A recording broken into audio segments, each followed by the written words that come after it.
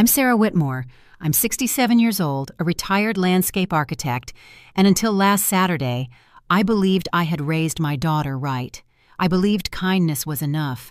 I believed that quiet sacrifice, the kind you don't put on display, would somehow be repaid, not with gratitude, but with decency. But last Saturday, my son-in-law proved me wrong. The wedding hall shimmered with chandeliers. White roses spilled down the aisle like a silk river. Everything looked picture-perfect, the kind of wedding you'd see in a bridal magazine. And in some ways, it was, except for one small, shattered corner: me. I stood near the buffet table, smoothing the hem of my navy blue dress. It was the same one I'd worn to my late husband's memorial. I hadn't planned it that way. I just didn't have another formal dress that still fit. People smiled as they walked by. Some even thanked me for how beautiful the venue turned out. They didn't know I'd paid for nearly everything: the venue deposit, the catering, the florist who imported those roses from Ecuador. Even the dress Chloe wore was picked from a boutique I had called and paid in advance. All done quietly, all done out of love. And yet, when I saw Matt approaching me with that glint in his eyes, I felt something cold in my bones. He didn't say thank you. He didn't say hello. He didn't even smile. He simply leaned in, close enough for the sour smell of champagne to hit me, and said, "You have the keys, right?" I blinked. "Keys?" "To the villa," he said. "We're heading there after the reception, for the honeymoon." I stared at him. "Matt, I told Chloe weeks ago. That place isn't ready. It hasn't been opened in months. There's no food, no staff. The generator needs servicing, and I don't recall agreeing to lend it for this." His voice dropped, sharp as glass. "Sarah, don't play games. Just give me the keys." I could feel the blood drain from my face. Around us, people were laughing, music was playing, glasses were clinking. But Matt's stare pinned me like a nail to a board. "No," I said, soft, certain. "I'm not handing over the keys." That's when it happened. He didn't raise his hand. He didn't shout. But his words sliced me cleaner than any slap. "In that case," he said, turning to the crowd, "this woman needs to leave." I stood there frozen. He clapped his hands. "Excuse me, everyone. My wife's mother has decided to make today about herself. She refuses to hand over the villa she promised us. So, unfortunately, we'll have to ask her to leave. Security?" For a second, no one moved. Then Chloe appeared at his side. Her face was pale, lips pressed into a thin line. She didn't look at me, not once. "Mom," she said, "please don't make a scene." I opened my mouth, but no words came out. My own daughter, the girl I carried, protected, loved beyond reason, stood beside her new husband as he publicly humiliated me. And not one person in that room, among 150 guests, came forward. So I did the only thing I could. I reached into my purse, pulled out my phone, dialed a number I hadn't used in 3 years. Then, quietly, I walked out. No screaming, no sobbing, no explanations. Just silence. 20 minutes later, as they were preparing for the first dance, the doors to the wedding hall opened again. A woman in a black suit stepped inside. Her heels clicked like punctuation marks across the marble floor. She walked straight up to Matt and Chloe, unfolded a single document from her folder, and said a sentence I'll never forget. "Per Ms. Whitmore's instruction, I'm here to address the ownership discrepancy of the property in question." The room went silent. Jaws dropped. Some wept. But I wasn't there to see it. I was already halfway down the road, wind blowing through my silver hair, knowing this time I didn't need to stay and explain. Sometimes the most powerful thing a woman can do is leave without apology. If you've ever been told to sit down, stay quiet, or hand over what you've earned, this story is for you. And if you're watching this now, maybe it's time to remember, you don't owe your silence to anyone. Stick around. The truth has only just begun. I didn't look back as I walked down the marble steps of the hall. The wind had picked up, lifting the edges of my dress and tossing my hair into my face, but I didn't fix it. I kept my head down and held my clutch tight against my chest. the leather imprint warming against my palm. My heels clicked against the stone, sharp and uneven. Every step echoed like a sentence. Behind me I could hear the murmurs, low, buzzing voices blooming like a hive. I caught pieces of it, as if the wind carried shards just to sting me. "Did you see that?" Her own daughter. She must have done something terrible. I thought she paid for the flowers. What kind of mother ruins her daughter's big day? What kind indeed? I reached the sidewalk. My car was parked a block away.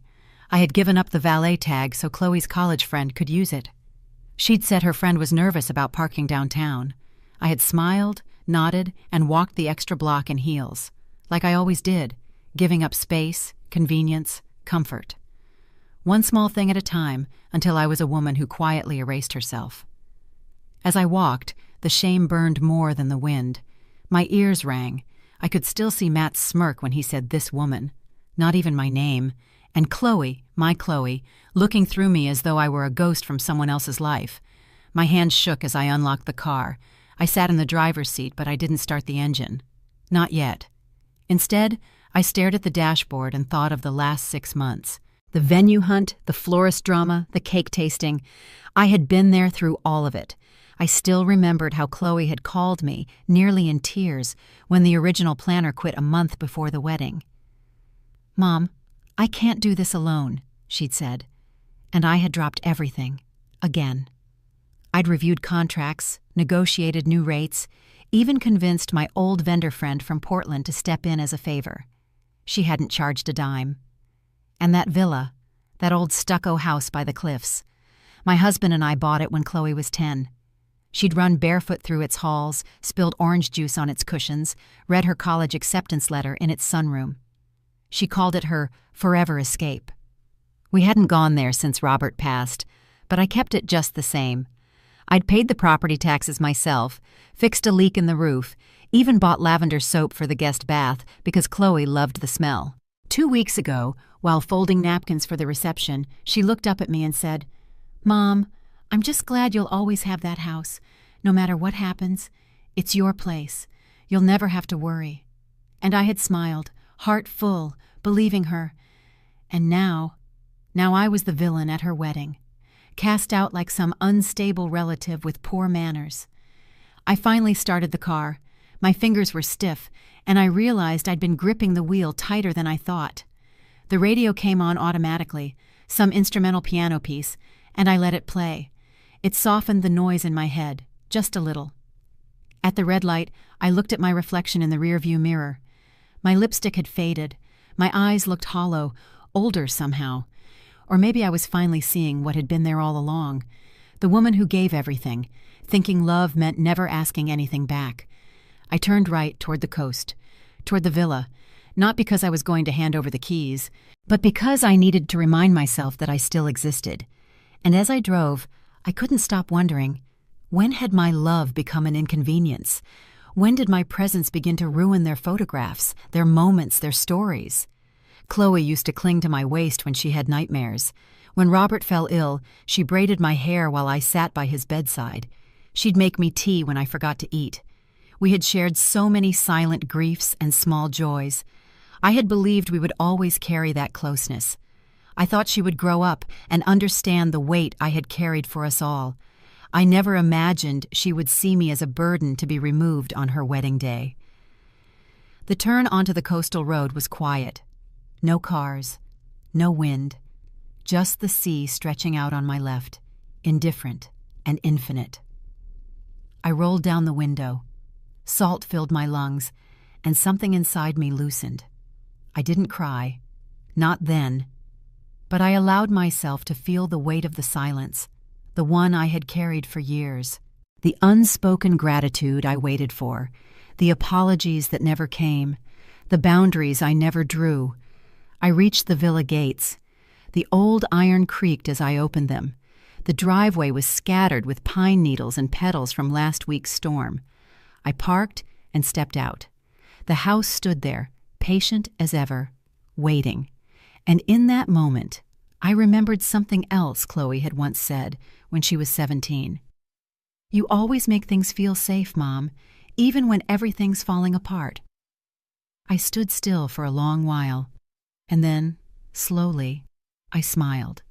They could take the music, the speeches, the first dances, but this was mine. The first sign was so small, it almost slipped past me. We were sitting at Chloe's apartment on a rainy Thursday afternoon. Wedding catalogs spread out across the table, coffee going cold between us. She had always been the indecisive one, flip-flopping between ivory and pearl, fondant and buttercream, but that day her answers came quick, almost mechanical. "Round tables," she said, not even glancing up. "And no chicken. Matt says it's pedestrian." I raised my eyebrows. "Chloe, you love that lemon herb chicken from Grace's. You requested it at your graduation party." She hesitated for a split second, just long enough for me to notice. "Yeah, well, we've moved on from that. He wants short ribs." I sipped my coffee and nodded, but something in my chest tightened. I didn't say anything. Not yet. That week, I offered to help with the florist again. Chloe and I had always bonded over flowers. When she was little, we spent entire Saturdays pressing petals between pages of encyclopedias, making bookmarks out of baby's breath and clover. So I thought this part, this small, beautiful tradition, would be ours. But she sent me the final floral plan in a text. "Matt wants white roses only. No color, clean aesthetic," it read. I called her. "No peonies? No lilacs? You used to love those." She gave a light laugh, almost dismissive. "Matt says they're messy and overdone. He wants minimalism. And anyway, Mom, it's not the 80s. I chuckled softly, trying not to take it to heart. "So I'm 80s now?" "Not you, Mom. Just your taste." I didn't reply. I just stared at the phone in my hand for a long time. As the months passed, Matt's presence in every detail of the wedding became clearer. He didn't just offer opinions. He made decisions. Decisions that slowly but surely replaced Chloe's preferences with his. Even the guest list had been filtered. My college roommate Linda, who had known Chloe since she was in diapers, was somehow left out. "Matt says we're capping it at 150, tight circle only," Chloe had said. "But Linda sent you birthday gifts every year until college," I reminded her. Chloe sighed. "Matt just wants a fresh start, Mom. No one from the past who'll ask too many questions." Ask what questions? That line lingered in my mind far longer than it should have. It wasn't just the wedding. Chloe stopped visiting the villa, citing work or exhaustion. When she did come by, Matt always waited in the car. He never stepped inside, not even when I offered him his favorite iced tea. I asked her once, "Does Matt not like the house?" She hesitated. "It's just, he says it feels old, like a shrine. He prefers places that don't hold too many memories." "But memories are what make it a home," I said. Her eyes darted away. "Maybe that's the problem." That night, I couldn't sleep. I wandered through the villa in the dark, trailing my fingers along the walls, touching the dents and scratches that held stories. The doorframe still had the faint pencil marks from when we tracked Chloe's height. The bookshelf in the hallway leaned ever so slightly. Robert always said he'd fix it, but never did. I couldn't imagine seeing any of it as a problem. I wondered if Matt saw me the same way. Then came the email. It was a forwarded invitation Chloe had sent to a vendor. In the header, I noticed something I hadn't seen before. Her name was listed as Chloe Bennett. Bennett was Matt's surname. They weren't even married yet. I tried to tell myself it was a mistake, a placeholder. But when I gently brought it up the next time we met for coffee, she didn't flinch. "Oh yeah, I changed it. It just felt easier to get the paperwork out of the way early. Less hassle later." "No ceremony? No moment to mark it?" I asked. She shrugged. "It's just a name, Mom." I looked down at the foam heart swirling in my latte. "You had my name for 30 years. She shifted in her seat. "It's just logistics. It's not personal." But it felt personal. It felt like erasure. I went home that day and opened the old photo albums. There was Chloe at 5, dressed as a sunflower for the school play. Chloe at 11, clutching her science fair ribbon. Chloe at 17, beaming in her cap and gown. Every single page bore the name Chloe Whitmore. I sat on the floor with those albums around me, and I cried for the first time in months. Not because she changed her name, not even because Matt was taking so much space in her life, but because I had ignored the signs. I had pretended everything was fine. And somewhere in the pretending, I had lost my daughter without realizing it. From that day on, I started paying attention. Not to the colors of napkins or the fonts on the invitations, but to the spaces between her words, the pauses, the things she didn't say. And I knew, deep down, in that way only a mother knows, something wasn't right. Not with Chloe, not with us, and certainly not with Matt. It started casually, like most unsettling things do. We were having brunch on the patio one Sunday. The hydrangeas were in bloom, spilling over their stone beds like cotton clouds. Chloe had brought Matt along, and he'd spent the first 10 minutes circling the edge of the property like a surveyor rather than a guest.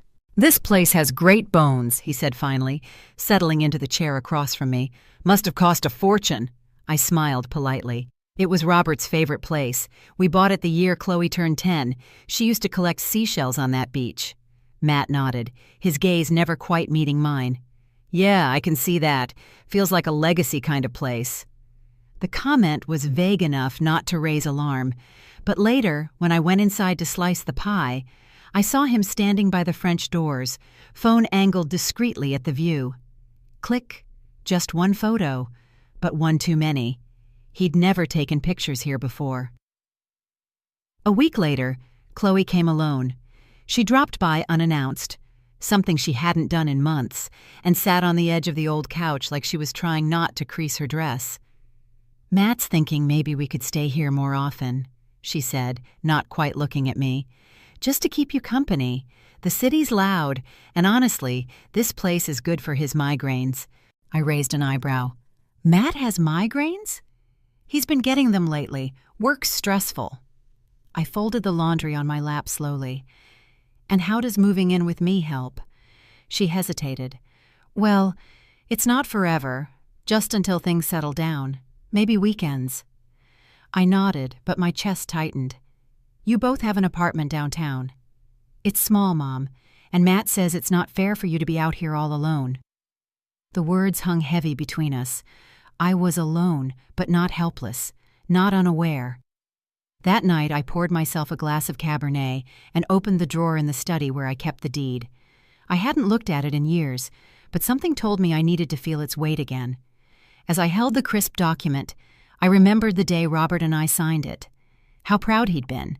How we said we'd pass it down to Chloe one day, when she was ready, when it meant something. Not when her fiancé sniffed out its square footage and saw potential for resale.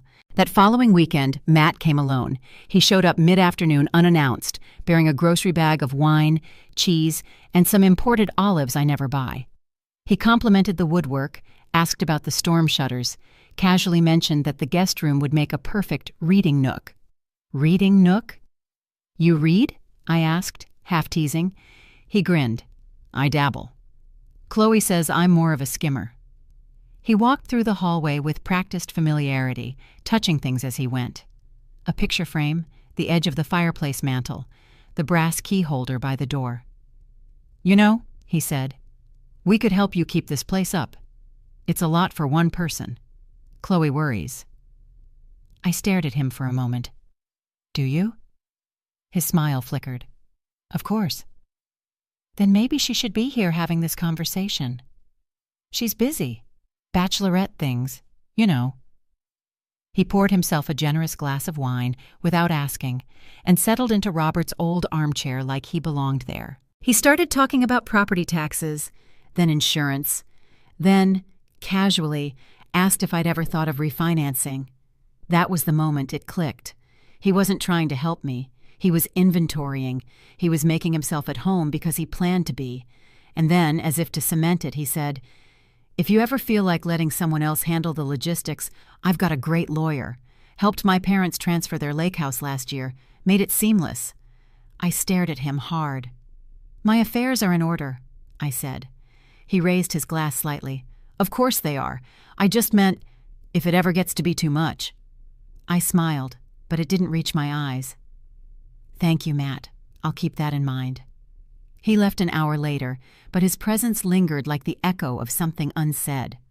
That night, I sat by the window with a notepad and began writing down every instance, every word, every subtle maneuver I'd ignored before. Not because I planned to fight yet, but because I knew now, Matt wasn't just marrying Chloe, he was courting this house. And he wanted the keys, not just the physical ones, the metaphorical ones, the kind that unlock legacy and silence and old women who no one thinks are watching. But I was, and I always would be. I had rehearsed the conversation 100 times in my head, sitting at the kitchen table, staring at the chipped mug Robert once called unbreakable. I thought I knew exactly how to start. Calm, direct, maternal. I would say, "Chloe, I need to talk to you about Matt." Just like that. No accusations, no trembling. But every time I tried, the words caught behind my ribs like fishhooks. The first opportunity came one Tuesday afternoon when she stopped by to pick up a necklace she'd left after a family brunch. I invited her in, offered coffee, even added that hazelnut creamer she liked. She sat across from me, scrolling through her phone, barely glancing up.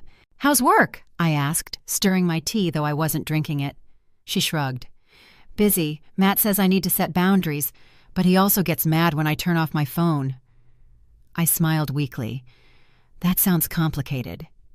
"Matt's just protective," she said quickly, her tone defensive before I'd said anything else. I opened my mouth, then closed it again. The moment passed like a gust of wind slamming a door shut. The next time I saw her was at the florist's. She had a clipboard, and Matt was pacing beside her, arguing over lilies versus orchids. I hadn't been consulted about flowers, or seating, or much of anything, really. I was the one who raised her, read bedtime stories, patched scraped knees. But these days, I was something ornamental, a vase on the mantel, a name on a check. Still, I tried again. "Chloe," I said gently, pulling her aside, "can we talk sometime soon? Just us?" Her eyes narrowed. "Why? What's wrong?" "I just have some thoughts about everything going on." "You mean the wedding?" "Yes, and Matt." Immediately her shoulders tensed. "If this is about the house, Mom, we're just trying to help. You're making it weird." I blinked. "I didn't say anything about the house." "Matt told me you've been acting distant. He said you seemed suspicious." I bit my lip. "Suspicious?" "He's trying so hard to make you feel included.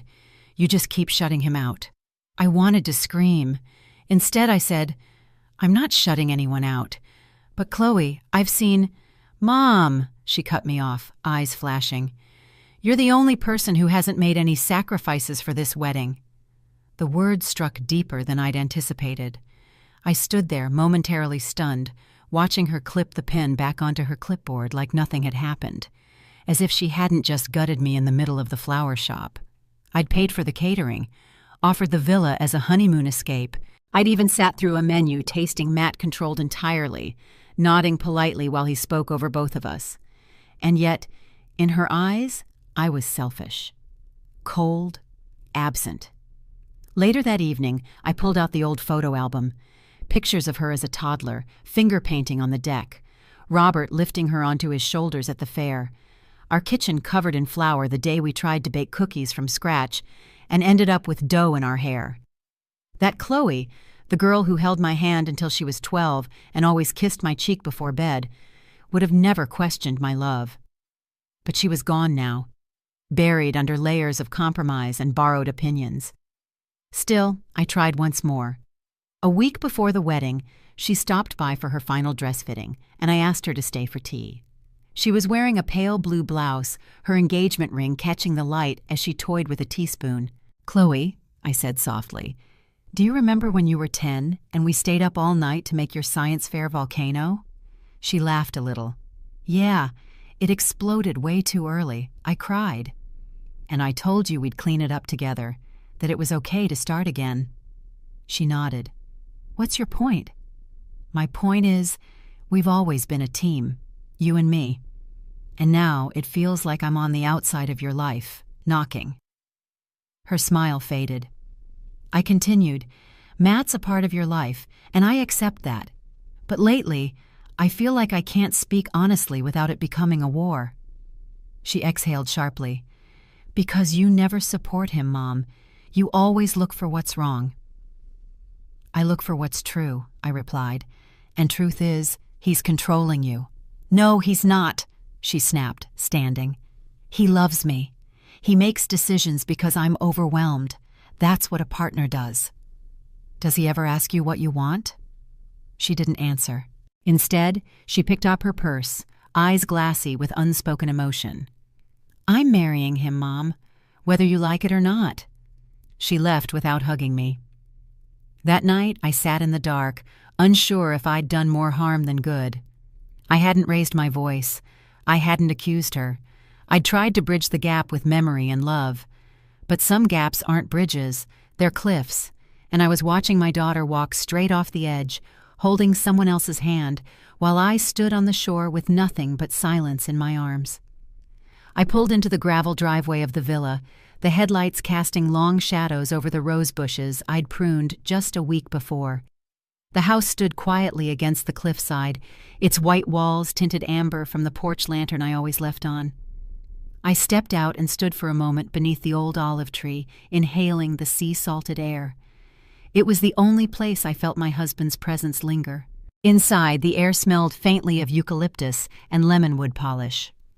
I walked through the quiet halls, my heels silent now on the terracotta tiles. I passed the hallway mirror without looking into it this time. I didn't need to.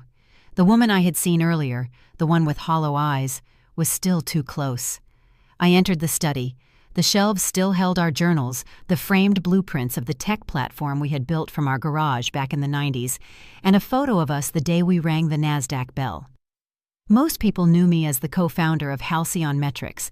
What they didn't know was I was also the architect behind its security architecture, the one that sealed our acquisition deal. When we sold the company, my name was quietly listed in the press release. He had wanted that. Said I'd enjoy a life with less noise. At the time, I agreed. We cashed out at just under $40 million. It was enough to set up generational wealth. But I didn't. I took what I needed and gave the rest away in small grants, scholarships, women-led startups. I never told Chloe, not because I didn't trust her, but because I didn't want her to feel like she had to earn my love through gratitude. I just wanted to be her mother, not a walking asset. Matt never asked about my work, not once. He assumed I was a retired school teacher because I had once helped tutor Chloe in statistics. He made little comments, jokes really, about how women of my age should downsize, about how coastal property taxes eat into pensions. I would smile. I had the patience of a rock. But now, after today, I saw his words differently. I saw the way he praised the villa during brunch, the way he once asked if I had ever considered letting someone else manage it. I thought he was being polite. In hindsight, he was probing, and Chloe, sweet, distracted Chloe, was too wrapped up in guest lists and floral palettes to notice the undercurrent. I sat down at my desk and pulled out a notepad. The pen felt familiar in my hand. I didn't know what I was going to write, but I needed to put something down to prove I still had control over my story. I am not going to disappear quietly. That was the first sentence I wrote. It wasn't rage. It was a quiet promise. Then I reached for the drawer beneath the desk. Inside it, buried under a stack of birthday cards and receipts, was a red velvet pouch. I untied it and let the keys fall into my palm, the backup set to the villa. Heavy, warm, and still mine. I pressed them to my lips. Thank heavens I kept quiet all these years. The night before the wedding, I couldn't sleep. There was no real reason, just a weight in my chest I couldn't shake off. Maybe it was the way Chloe's voice had trembled when she said she needed more time with Matt's family. Maybe it was the way Matt had been calling me Sarah instead of Mom, more and more often. His tone just a little too casual, a little too cold. Around 10, I changed into my robe and went to make some chamomile tea. The villa was quiet. Josephine had already turned in, and the only sound was the rhythmic hum of the ocean just beyond the terrace. I was stirring the honey into my tea when I heard the gravel crunch outside. At first I thought it might be a cat or some late-night walker, but when the footsteps came closer, slower, and I saw the silhouette pass the side window, I froze. It was Matt. He hadn't called, hadn't said he'd be dropping by. I stood motionless behind the kitchen island, my hand still on the spoon. A soft knock echoed at the back door. Not urgent, not friendly either. I opened it just a crack. "Matt?" He smiled, eyes flicking past me as though he were searching the room. "Hey, Sarah. I know it's late, but Chloe said she left her pearl earrings here. The ones for the ceremony." "They're not here," I said, holding the door. "She took all her jewelry to the hotel suite this morning." "Oh, really?" His face didn't change, but his eyes narrowed a little. "Mind if I double-check? You know how Chloe is. Might have left them on a side table or something." Before I could answer, he stepped in. I followed behind him as he walked through the living room like he owned it.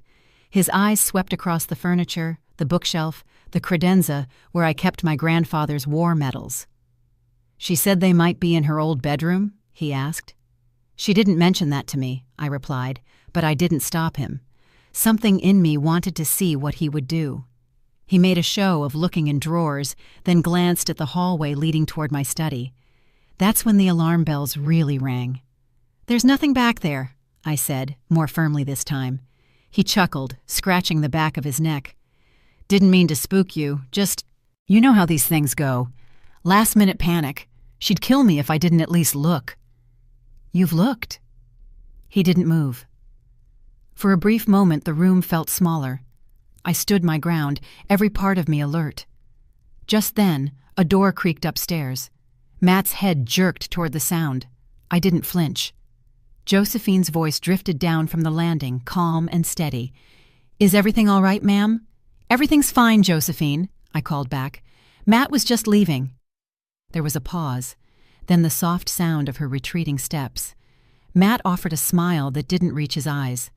"Didn't mean to cause trouble." "You should go," I said, stepping toward the door. "It's late. Big day tomorrow." He held my gaze for a beat too long before nodding. "Of course. See you at the wedding." When he was gone, I locked the door behind him and stood there, the metal of the lock cool beneath my fingers. The next morning, Josephine placed my tea down beside me and said softly, "He went into your study. I saw him." I looked up. "You were awake?" "I heard the car. I watched from the top of the stairs. He opened the drawer where you keep the safe remote." I felt my stomach tighten. "He didn't take anything?" "No," she said, "but he knew exactly where to look." I stared out the window, the waves crashing in the distance. He wasn't looking for earrings. He was looking for access. He wanted the room with the biometric safe, the one behind the bookcase, the one where I kept the property titles, the secondary deed, the original founding agreements from Halcyon Metrics, and the signed NDA from the buyout. All of it. Thank heavens for Josephine, for her quiet steps and steady eyes. I reached into my pocket and felt for the keys, the real ones, still there, still warm. That night, I made a quiet decision. Let the wedding happen. Let them smile. Let them play their game. I had built entire systems to outsmart people more cunning than Matt. He thought I was just an aging widow clinging to a cliffside villa and a fading memory. But I had one rule I never broke. I don't bluff. I build. And when I act quietly, but completely. When I stepped out of the ballroom, the night air hit me like a cleansing wave. The chatter of guests, the music, even the sting of Matt's words still echoed behind me, but out here, under the soft glow of the lanterns, I felt an unexpected calm. My heels clicked against the stone walkway as I headed toward the parking lot, every step steadier than the last. I could still hear Chloe's laughter inside, brittle and forced, as if nothing had happened. But I knew the crack in the facade had already split wide open. I paused beneath the old oak tree that shadowed the entrance, slipped my hand into my purse, and pulled out my phone. For a moment, I stared at the black screen, my reflection faint against the glass. I had hoped, prayed, that I would never have to press this particular number. But tonight, after everything, there was no more room for hesitation. I dialed. The line clicked once, twice, then connected. "Maggie," I said quietly, my voice firmer than I expected. "It's time." There was no gasp, no surprise, only a measured silence on the other end before she replied, "Where?" "The wedding. The Royal Crest Ballroom. 20 minutes." My fingers tightened around the phone. "Bring the villa files." Another pause, and then a low, deliberate answer. "Understood." I ended the call and slipped the phone back into my purse, my breath visible in the night air. For a brief second, I closed my eyes and remembered the day Robert had introduced us. Maggie wasn't mine by blood. She was his daughter from a marriage long before me, a woman carved out of steel and logic. At first, we had circled one another cautiously, unsure how much space we were allowed to take in each other's lives. But over time, respect had rooted itself quietly between us. She had no illusions, no need for performance. She was a woman of action, and though her loyalty was rarely offered, once given it was unshakable. I had chosen her for this moment years ago, though I never admitted it out loud. When Robert passed and I began safeguarding the documents that tied my fortune to silence, Maggie had been the one I trusted to handle the contingencies. A lawyer with a reputation for precision and a demeanor that could freeze a room, she wasn't someone easily swayed by sentiment. That was exactly what I needed, someone who could separate tears from truth. The faint sound of laughter spilled from the ballroom as a door opened and shut. I stepped further into the shadows, clutching my shawl tighter around my shoulders. 20 minutes. I replayed the words like a mantra. In 20 minutes, the air inside would shift. In 20 minutes, the smug confidence in Matt's eyes would falter. In 20 minutes, Chloe would have to confront a version of me she had never met before, the version I had kept hidden for years. My phone buzzed once in my hand, a simple text from Maggie. "On my way." I exhaled slowly, letting the weight of certainty settle into me. For so long, I had chosen silence. I had lived modestly, blending into corners, letting others underestimate me. Tonight, that silence would end, not with shouting or revenge, but with the truth arriving in the hands of a woman no one in that ballroom expected to see. As I walked toward my car, I felt the heaviness in my chest give way to a steadier rhythm. It wasn't triumph, not yet. It was resolve, the kind that comes when you finally stop pretending that dignity can survive on crumbs, the kind that comes when you realize you're done protecting people who treat you like an afterthought. I slid into the driver's seat, rested my palms on the steering wheel, and whispered to the empty air, 20 minutes. When Maggie arrived, she didn't walk, she strode. Her presence cut through the drifting music and candlelight like a blade. Dressed in a sleek navy suit, her hair pulled into its usual low chignon, she held a leather folio against her chest like a weapon. Her eyes scanned the crowd before settling on me, and with a subtle nod, we slipped away together down the side hallway toward a quiet lounge near the rear of the venue.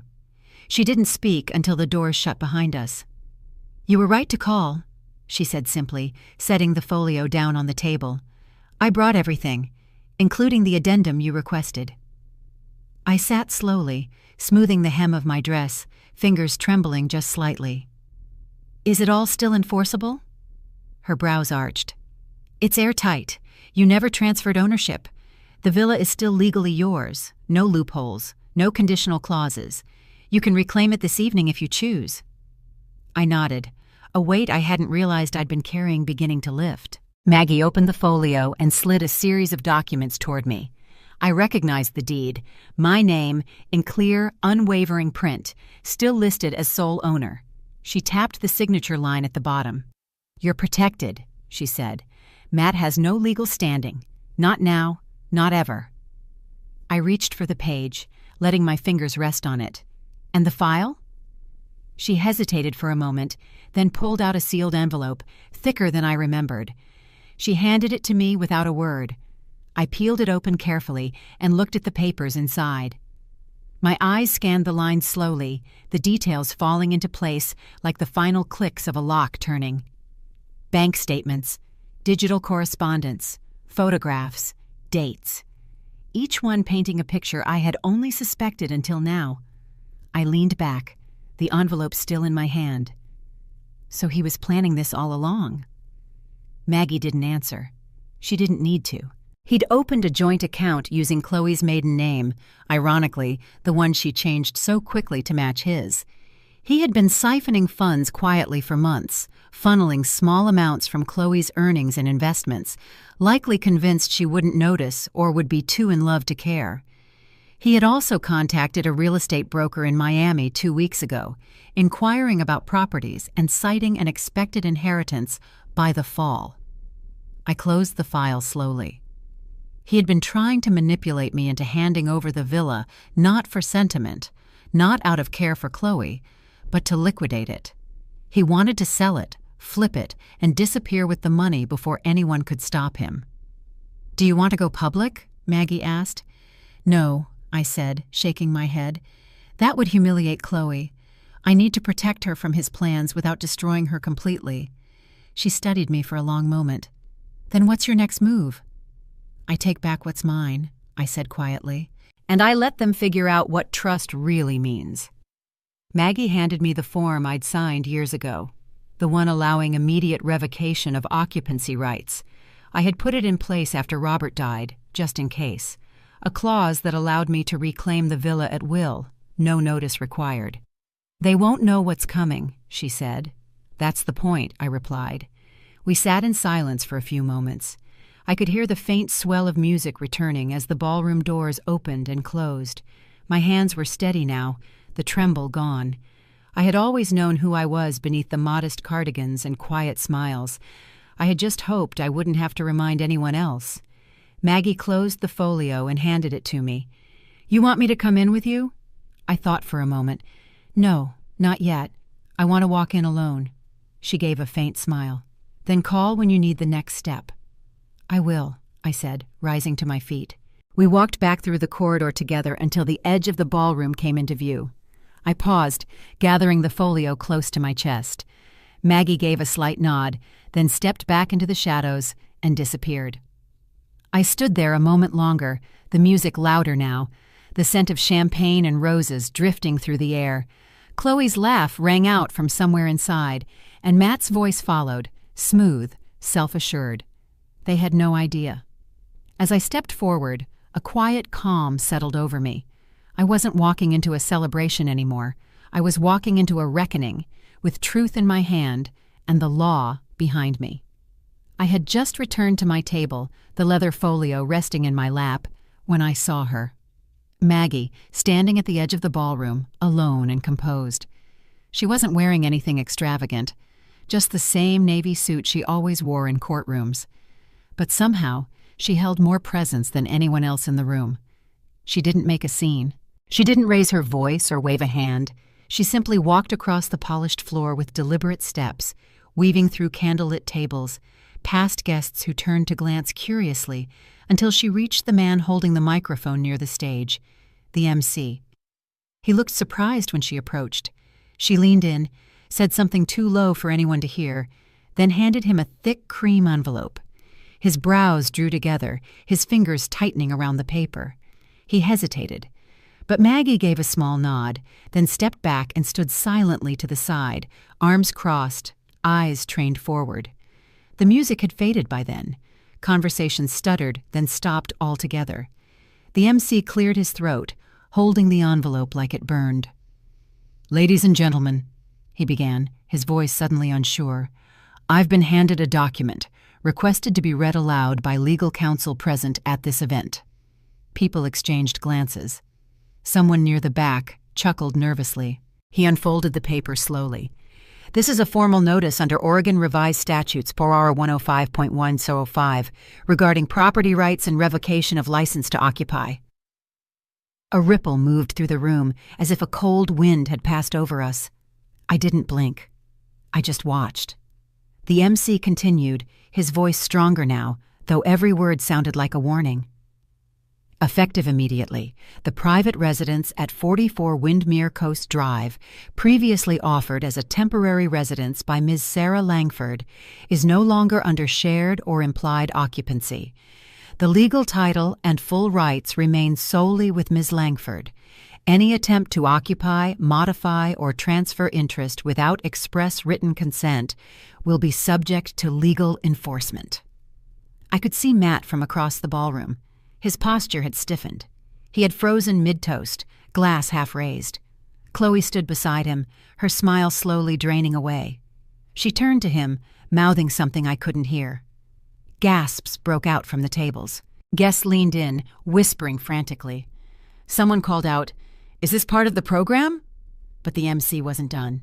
Additionally, the estate has been removed from all registry submissions submitted under the name Matthew Donnelly, including proposed listings with Hale and Moore Realty. Any contractual claims pending under Mr. Donnelly's name shall be considered fraudulent and referred for investigation. The word fraudulent landed like a stone in a still pond. The entire room had shifted. What had once been warm and golden was now sharp-edged and breathless. Matt moved then, abruptly, trying to cross the room. But Maggie stepped forward, calm as ever, intercepting him with a firm hand raised. "Sit down," she said clearly enough for those nearby to hear. "This is not your stage." Chloe looked like someone had taken the floor out from under her. Her eyes searched the room, landing on me. For a moment, neither of us moved. She opened her mouth, but no words came. Her face was pale, stunned. I stood slowly, not to draw attention, but simply to move toward the door. And yet, all attention followed me. I didn't say anything. I didn't need to. The truth had already been spoken aloud by someone else in my stead. I passed Matt, who now stood frozen, his jaw clenched. I didn't look at him. I didn't stop. I passed Chloe, whose eyes pleaded without fully understanding. I gave her the smallest nod, of sadness, not of anger, and I kept walking. Outside, the air was cool and salty, the ocean beyond the cliffs restless with wind. I paused for a moment on the stone steps, listening to the muffled chaos behind the doors. Somewhere in that room, years of assumptions were unraveling, layers of falsehood peeling away. It wasn't revenge. It was simply the arrival of truth. I looked down at the folio in my hands, then toward the horizon. This moment hadn't come easily, but it had come clearly. And finally. Behind me, the music did not resume. I stood near the back of the room as Maggie handed Matt the folder. Her face was unreadable, but I knew her well enough to see the purpose behind her silence. She didn't speak a word, just extended the envelope with a steady hand and stepped back, as though she had just delivered a verdict and was now watching the sentence unfold. I could hear the rustle of paper as Matt opened it, flipping through the pages. At first, his eyes scanned with that same smirk of superiority he always wore when paperwork was involved, as if no document could ever tell him something he didn't already know. But then something shifted. His brow twitched. His eyes lingered longer on one page, then the next. His lips pressed into a line. The room had not yet caught on. People were still murmuring about the earlier announcement. The MC had tried to return to his script, awkwardly fumbling through congratulations and trying to pretend nothing had happened. But it was too late. There was a tension now, a crackle in the air. And when Matt suddenly stepped forward and whispered something to Chloe, that tension grew louder. She turned to him, confused. He held the folder out toward her, but she hesitated before taking it. Her smile faltered as she read, her fingers trembling ever so slightly. I watched her eyes dart across the pages, then back at Matt. Then slowly she turned her head toward me. There it was, that moment, that sliver of time where a daughter sees her mother not as the passive figure she thought she could ignore, but as someone who had been quietly moving pieces behind the curtain. Matt's voice cut through the low murmurs. "This is ridiculous," he said, trying to laugh, but the sound was hollow. "There must be a mistake here." Maggie didn't flinch. "There's no mistake." Chloe looked at her again, eyes wide. "What are you talking about?" "The catering invoice," Maggie said evenly, "was routed through a holding company. That company is owned by a trust. That trust is administered by me and funded entirely by your mother." I could feel the collective inhale around the room. Glasses stopped midair. A fork clattered against a plate. Someone near the back whispered, "She paid for the wedding?" Chloe took a step forward. No, we paid for this. We did. Maggie raised a brow. You paid for 15%. The rest, venue, dress, flowers, band, transportation, even the valet service, was covered by my client, quietly, at her request. Matt laughed again, sharper this time. Why? Why would she do that and not say a word? I spoke then. Not loudly, not angrily, just enough to be heard. Because I wanted this day to be beautiful for my daughter, not for gratitude, not for credit, just because I loved her. Chloe turned fully to face me now. Her face was a mixture of confusion and something deeper, something I couldn't yet name. Why wouldn't you tell me? Would you have believed me? I asked. Would you have accepted it without suspicion, or would it have turned into another argument about control? Her lips parted, but no words came out. Matt snapped, You tried to make us look like fools. No, I said, still calm. You did that all on your own. He threw the folder onto a nearby table. This changes nothing. Maggie stepped closer, her voice ice. It changes quite a bit. Legally, the contracts for every vendor list the trust as guarantor, which means should any damage be caused today, or should your actions reflect poorly on the trust's reputation, there are clauses for immediate recourse. Recourse? Chloe asked. What does that mean? Maggie tilted her head. It means that someone who pays the bills gets a seat at the table. For the first time, Matt looked genuinely unsettled. His hands clenched and unclenched at his sides. He glanced toward the guests, who were now openly watching the spectacle, no longer pretending to sip their drinks or mind their meals. The pianist had stopped playing. The air was thick with curiosity and unease. Someone near the door whispered, Is this about the villa? I took a slow breath and met Matt's eyes. That villa you wanted the keys to? The one you said I should hand over to keep the family unified? You didn't even think to ask who really owned it, or how it was paid for. He sneered. You're playing games. No, I said. I just stopped playing yours. Chloe looked between us, her mouth trembling. You funded the wedding. Why wouldn't you just tell me? Because, I said quietly, you stopped listening a long time ago. Silence. Then, almost imperceptibly, Chloe stepped back. Her eyes filled, but she blinked fast, swallowing hard. I wasn't here to hurt her. I wasn't here to embarrass anyone. But there comes a moment when truth no longer waits for a convenient time. It arrives uninvited, like a tide breaking against a carefully built sandcastle. Matt turned to Maggie. You had no right. I had every legal right, she interrupted coolly. I acted on behalf of the trust. You walked into this wedding thinking you were securing your future. What you failed to understand, she turned slightly, glancing at me, was that the foundation you built it on never belonged to you. Chloe lowered her head. I couldn't tell what she was thinking. Maybe even she didn't know. The guests were now murmuring openly. Some shook their heads. A few looked sympathetic. Others were just stunned.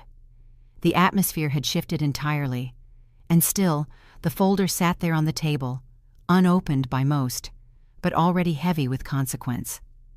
I looked at it one last time and then turned away. Let them read it. Let them see. Let them understand. I sat at the edge of the garden, my hands folded over my lap, watching the ripple Matt's face made across the wedding crowd. He looked like he'd seen a ghost. Maggie hadn't spoken a word to him yet, but I knew what she carried in that satchel was heavier than any confrontation. She walked with quiet precision, my former stepdaughter, now my attorney, sharp as ever in her navy suit. She nodded once in my direction before veering toward Matt and Chloe, who had retreated to the corner of the patio under the pretense of taking photos. Matt's smile faltered when he saw her. Chloe leaned in to whisper, but Maggie was already there, cool and firm. She reached into her bag and handed Matt a manila folder. I believe these belong to you, she said. His hands trembled before he even touched the documents. What is this? Chloe asked, voice rising. "Proof," Maggie replied. "Bank transactions, loan applications, identity use without authorization." Matt's face drained of color. I stayed where I was, letting it unfold. He flipped through the papers, copies of documents he never thought I'd get my hands on. 8 months ago, I'd started noticing discrepancies. Mail opened and resealed. Notifications from accounts I never remembered creating. A small, persistent instinct told me something was off. So, I hired someone. Quietly, discreetly. The investigator was thorough, efficient, and precise. Within weeks, I had a timeline. Matt had used my name to create a line of credit. A $120,000 loan for renovation, deposited into an account under his shell, LLC. He forged my signature. When I confronted the paper trail, it was undeniable. I never confronted him directly. I wasn't ready. But I kept building my wall of evidence. Now, Maggie handed him the final nail. A printed record of the investigator's report, timestamps, surveillance screenshots, notaries confirming they never saw me in person, only a man matching Matt's build, wearing a mask and cap. "You're bluffing," Matt whispered, voice low. Maggie didn't flinch. "You'll want to read page 12. That's where the affidavit from the notary appears. And page 18, that's the surveillance from the bank lobby time-stamped. You're wearing Chloe's birthday gift, the watch with the green leather strap." I saw Chloe recoil. Matt's bravado cracked. "I did it for us," he hissed. I stood, slowly approaching. "No, Matt. You did it for yourself. You wanted the villa. You wanted the money. You thought if you isolated me enough, wore me down, I'd hand it all over." His jaw clenched. "You have no proof I did it knowingly." "You'll have a chance to say that when the hearing starts. The subpoena's in that folder, too." His mouth opened, then closed. For the first time since I met him, he looked truly afraid. Chloe turned to me, eyes wide. "Mom?" I looked at her, not with anger, but something quieter, exhaustion. "I wanted to believe you chose love. I didn't think you'd choose fraud." She tried to speak, but the words died in her throat. Matt dropped the folder. It hit the grass with a dull thud, scattering a few pages across the patio tiles. I let the silence hang, not out of spite, but because there was nothing else left to say. And yet, the evening wasn't over. Not yet. The room had fallen into a silence so dense it pressed against my chest. Matt stood motionless near the edge of the garden, his face pale and lips parted, as if still trying to form a rebuttal that wouldn't come. Chloe, beside him, gripped the stem of her champagne glass so tightly I half expected it to snap. But there was still one truth left to unfold, one they hadn't anticipated, though they'd built their schemes atop my name, my money, and my silence. I gave a small nod to Maggie. She walked to the center of the reception space with calm authority and addressed the master of ceremonies. "There's one final message from the bridegroom's mother. Please play the file marked Estate Matters, time-stamped July 4th. He hesitated, but obeyed. A projector flickered to life against the white wedding tent, and within seconds, my face appeared on the screen. It was a recording we'd done in my study. No frills, no lawyers speaking for me. Just my voice, steady and clear. "To whom it may concern," I began, "this is Sarah Whitmore. As of this recording, I remain in full mental and legal capacity. The purpose of this message is to confirm the update of my estate and inheritance directives." I watched the guests shift in their chairs, eyes narrowing, expressions tightening. "I have chosen to remove Chloe Whitmore from all beneficiary designations, effective immediately." The air snapped. Some gasped. Chloe's hand flew to her mouth. "She is no longer entitled to the primary villa, the trust accounts, nor the commercial property shares previously designated under her name." This decision was not taken lightly. It comes after careful observation of her repeated disregard for my well-being, her involvement in efforts to isolate and defraud me, and her complete betrayal of the trust I placed in her. Maggie stood stone-faced as the words rang out. Matt moved to step forward, but Maggie raised one finger. "You'll want to hear the rest." My video continued. Instead, I hereby designate Maggie Rivers as executor and primary beneficiary of my estate. Her loyalty, integrity, and service throughout the last decade, both as an attorney and as someone I came to trust as family, have led to this decision. The projector screen shifted to legal paperwork. Signatures, timestamps, notarized seals. Then it cut back to me. Furthermore, a substantial portion of the estate has been redirected to the Foundation for Independent Seniors, an initiative close to my heart, supporting single elderly individuals at risk of exploitation. I looked up, meeting the eyes of the guests watching the screen. Let this serve as my final say. I've loved deeply and lost painfully. I've trusted and been betrayed, but I refuse to die complicit in my own erasure, thank you. The screen went black. It was as if time had stilled. Chloe stood frozen, her face contorting between disbelief and rage. "You can't do this," she hissed. "I already did," I replied softly. "You're punishing me. For what? For marrying your son?" "For trying to erase me while spending my money," I answered, still calm. "You staged a wedding with my name missing from the invitation. You humiliated me in front of guests I paid for. You tried to take my home." Matt's hands curled into fists. "You never said anything. You smiled at us." "I was waiting," I said. "I needed you to show yourselves." A woman in the crowd stood up. It was Eleanor, a longtime friend and former colleague. "Good for you, Sarah," she said, loud enough to be heard. Another voice chimed in, then another. A ripple of quiet affirmations swept through the space. Not everyone, no, but enough to make Chloe's face crumble in disbelief. She turned toward Matt, who had nothing left to offer. Maggie walked to me, handed me the same pen I'd used to sign the new directives. "It's done," she said. And it was. The moment the last word of my will echoed into silence, Chloe let out a choked sound that didn't resemble any human emotion I recognized. It was a rasp of disbelief, a strangled breath caught between pride and collapse. Her knees wobbled, and she stepped forward, arms out as if pleading to a force she couldn't comprehend. No, you can't do this. I didn't mean it like that, Sarah. Please, Mom, She stuttered, the words clashing and tumbling from her lips like a desperate avalanche. I didn't move. Tears streaked down her perfect bridal makeup, turning blush into muddy streaks and mascara into ruin. She took another step toward me, bare heels clicking on the marble tiles that moments ago had hosted her entrance as a bride. Now they sounded like hollow knocks on a coffin. "Please," she whispered. "I was just angry. It wasn't supposed to happen like this. It was supposed to be a joke." "A joke?" My voice was barely above a murmur. "You locked the gates to my own villa. You removed my name from the guest list.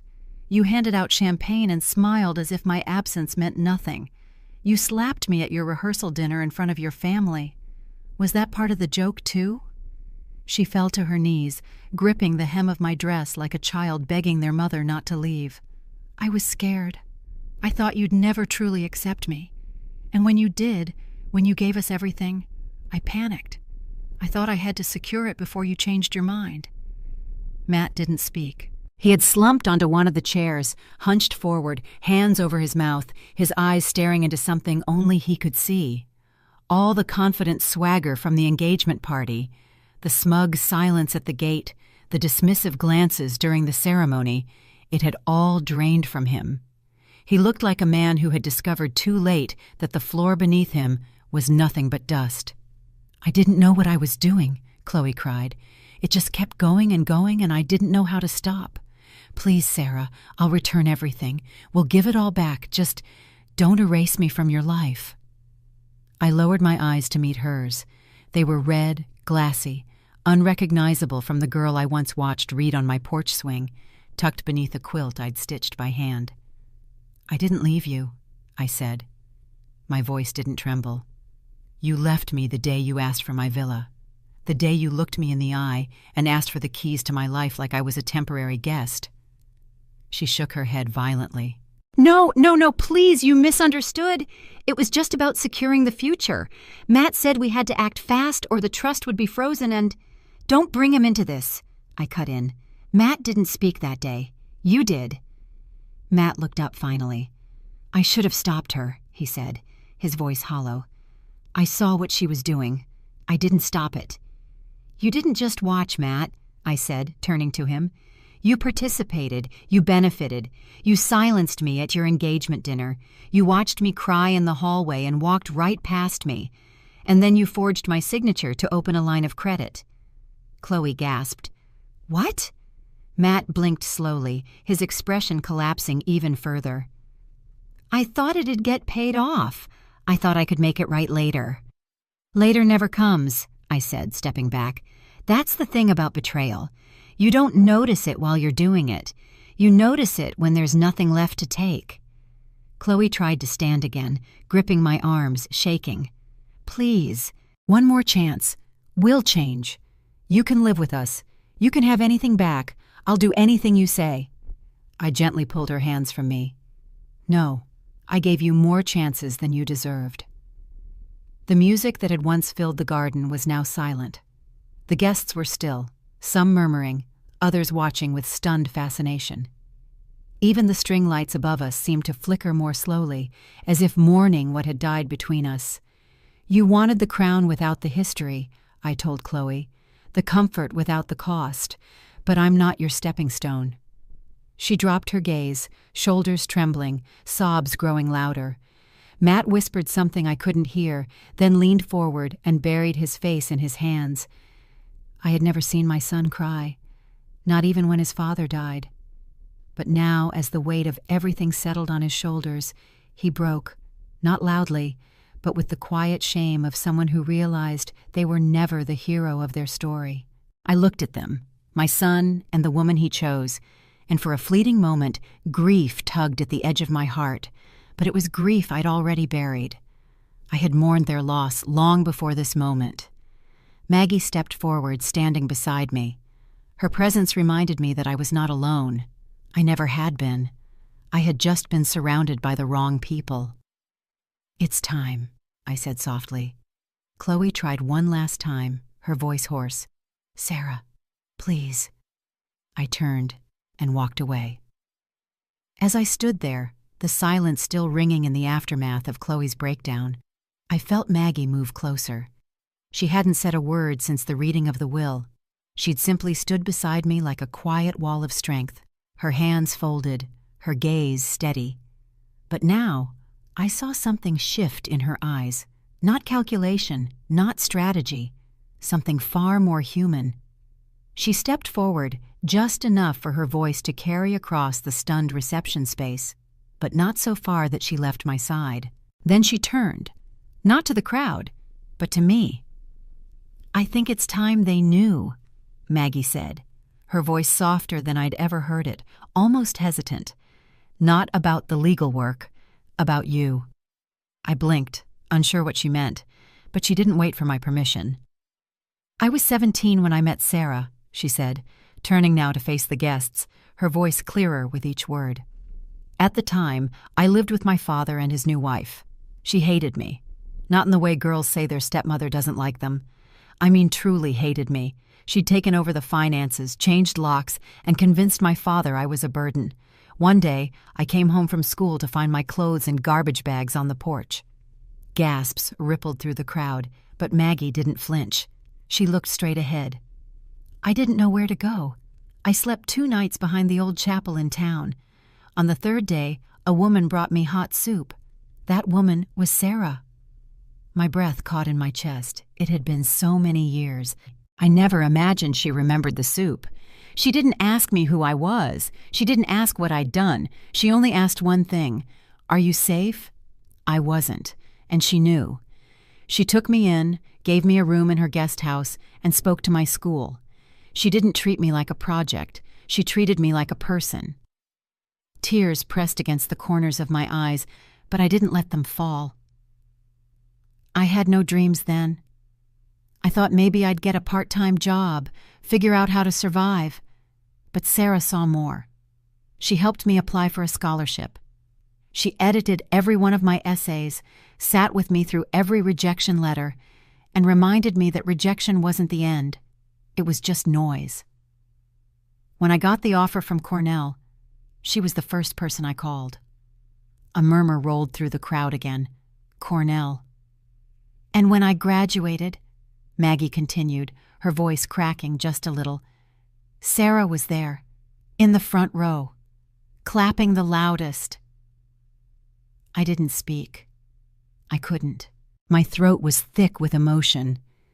That day at her graduation, I remembered feeling proud, but distant, unsure if I still belonged in her life.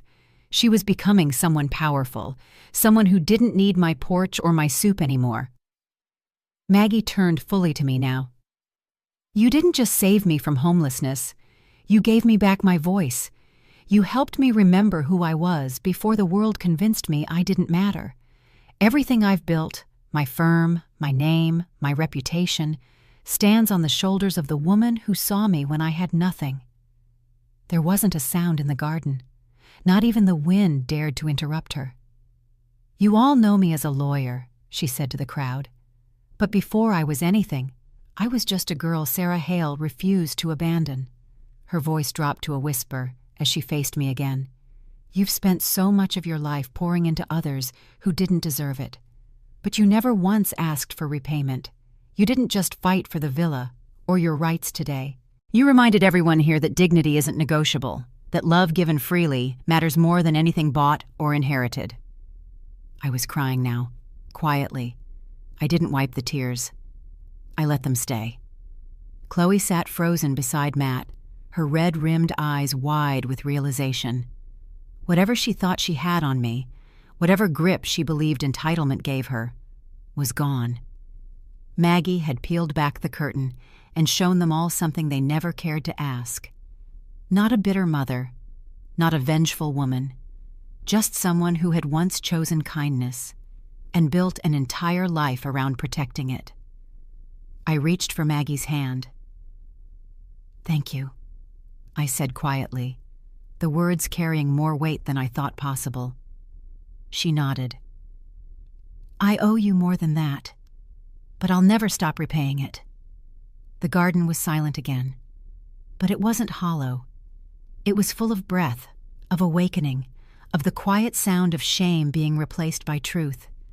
They thought the fallout would be private, that somehow the mess they made could be swept under the carpet like dust from a careless spill.